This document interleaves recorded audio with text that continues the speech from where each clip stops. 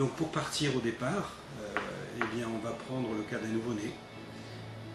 Le nouveau-né va bien, et donc il va falloir s'occuper de, une fois passée la sidération de l'annonce diagnostique de cette maladie difficile et chronique, eh bien, il va falloir accompagner doucement la famille et ce petit dans le fait d'appréhender les différentes techniques et les soins qu'il y aura à faire dans les premières années de vie et plus tard.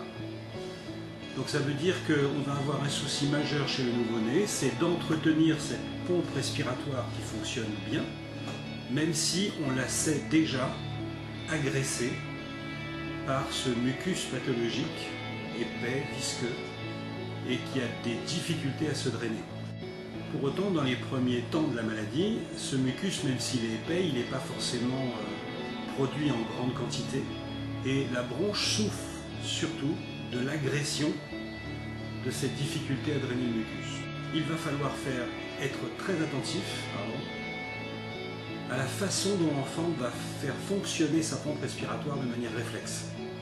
Parce que la différence entre le tout petit et l'enfant un peu plus grand, c'est que le tout petit, devant un inconfort respiratoire, ne se pose pas de questions métaphysiques.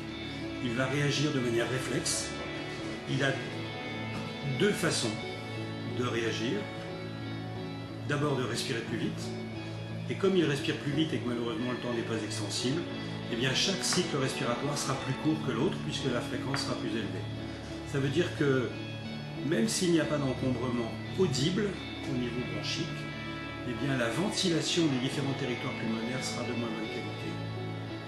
Donc un des principaux soucis de la rééducation ou de la kinésithérapie respiratoire chez le nouveau-né, c'est de maintenir un bon fonctionnement de cette pompe respiratoire avec une amplitude respiratoire suffisante et surtout avec un partage de la ventilation sur l'ensemble des territoires du poumon, afin de ne pas laisser de côté par exemple des bases pulmonaires à cause d'un abdomen un petit peu distendu après le biberon, avec des bases pulmonaires qui ventilent un petit peu moins et un mucus qui aurait tendance à stagner sur la base de ce poumon.